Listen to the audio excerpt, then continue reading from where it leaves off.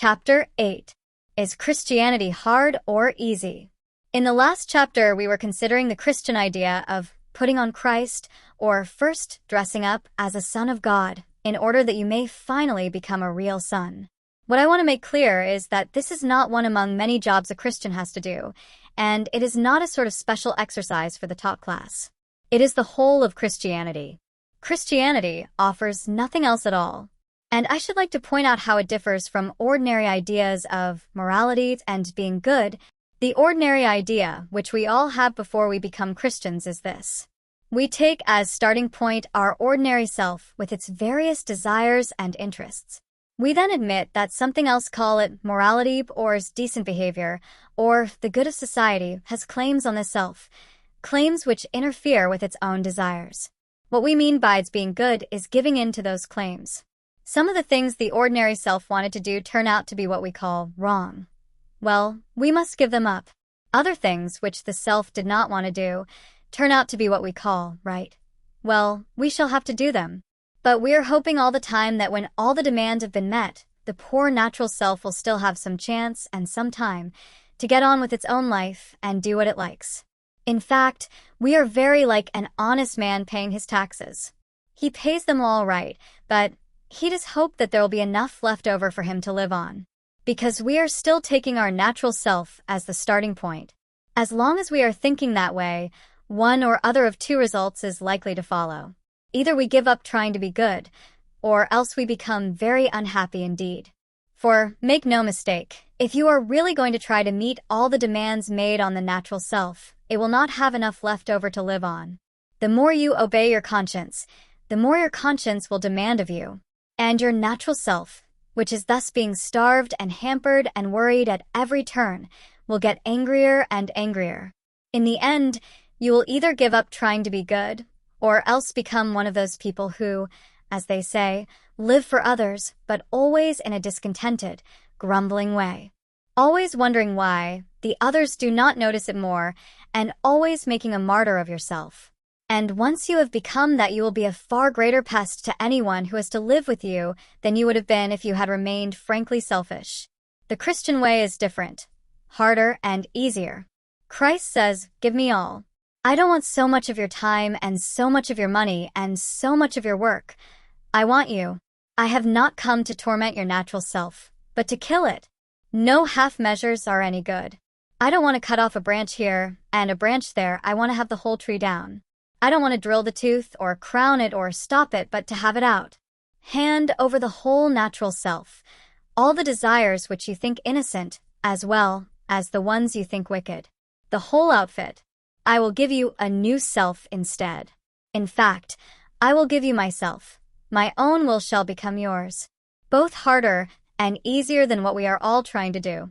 You have noticed, I expect, that Christ himself sometimes describes the Christian way as very hard, sometimes as very easy. He says, "Take up your cross." In other words, it is like going to be beaten to death in a concentration camp. Next minute he says, "My yoke is easy and my burden light." He means both. And one can just see why both are true. Teachers will tell you that the laziest boy in the class is the one who works hardest in the end. They mean this. If you give two boys, say, a proposition in geometry to do, the one who is prepared to take trouble will try to understand it. The lazy boy will try to learn it by heart because, for the moment, that needs less effort. But 6 months later, when they are preparing for an exam, that lazy boy is doing hours and hours of miserable drudgery over things the other boy understands and positively enjoys in a few minutes.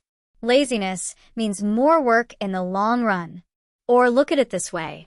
In a battle or in mountain climbing, there is often one thing which it takes a lot of pluck to do, but it is also, in the long run, the safest thing to do.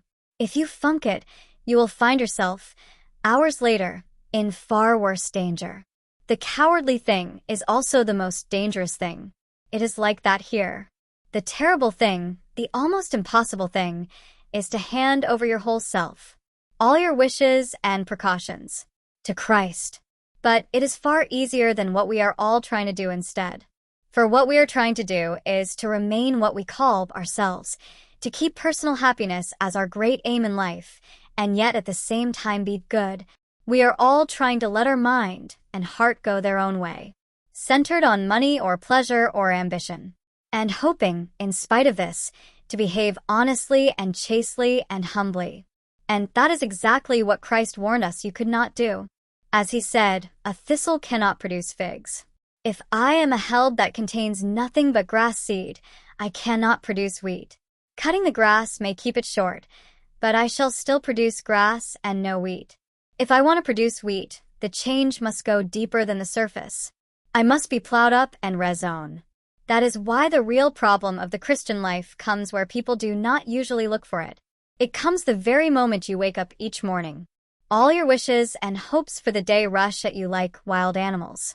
And the first job each morning consists simply in shoving them all back, in listening to that other voice, taking that other point of view, letting that other larger, stronger, quieter life come flowing in. And so on all day, standing back from all your natural fussings and frettings, coming in out of the wind. We can only do it for moments at first. But from those moments, the new sort of life will be spreading through our system, because now we are letting him work at the right part of us. It is the difference between paint, which is merely laid on the surface, and a dye or stain which soaks right through. He never talked vague, idealistic gas. When he said, "Be perfect," he meant it. He meant that we must go in for the full treatment. It is hard, but the sort of compromise we are all hankering after is harder. In fact, it is impossible. It may be hard for an egg to turn into a bird. It would be a jolly sight harder for it to learn to fly while remaining an egg. We are like eggs at present. And you cannot go on indefinitely being just an ordinary, decent egg. We must be hatched or go bad. May I come back to what I said before? This is the whole of Christianity. There is nothing else. It is so easy to get muddled about that. It is easy to think that the church has a lot of different objects. Education, budding missions, holding services. Just as it is easy to think the state has a lot of different objects. Military, political, economic, and whatnot. But in a way things are much simpler than that. The state exists simply to promote and to protect the ordinary happiness of human beings in this life. A husband and wife chatting over a fire, a couple of friends having a game of darts in a pub, a man reading a book in his own room or digging in his own garden. That is what the state is there for. And unless they are helping to increase and prolong and protect such moments, all the laws, parliaments, armies, courts, police, economics, etc., are simply a waste of time. In the same way the church exists for nothing else but to draw men into Christ, to make them little Christs. If they are not doing that, all the cathedrals, clergy, missions, sermons, even the Bible itself, are simply a waste of time. God became man for no other purpose. It is even doubtful, whether the whole universe was created for any other purpose. It says in the Bible that the whole universe was made for Christ, and that everything is to be gathered together in him. I do not suppose any of us can understand how this will happen as regards the whole universe. We do not know what, if anything, lives in the parts of it that are millions of miles away from this earth. Even on this earth, we do not know how it applies to things other than men. After all, that is what you would expect. We have been shown the plan only in so far as it concerns ourselves. I sometimes like to imagine that I can just see how it might apply to other things. I think I can see how the higher animals are in a sense drawn into man when he loves them and makes them, as he does, much more nearly human than they would otherwise be. I can even see a sense in which the dead things and plants are drawn into man as he studies them and uses and appreciates them. And if there were intelligent creatures in other worlds, they might do the same with their worlds. It might be that when intelligent creatures entered into Christ they would, in that way, bring all the other things in along with them. But I do not know. It is only a guess. What we have been told is how we men can be drawn into Christ, can become part of that wonderful present which the young prince of the universe wants to offer to his Father. That present which is himself, and therefore us in him. It is the only thing we were made for. And there are strange, exciting hints in the Bible that when we are drawn in, a great many other things in nature will begin to come right. The bad dream will be over. It will be morning.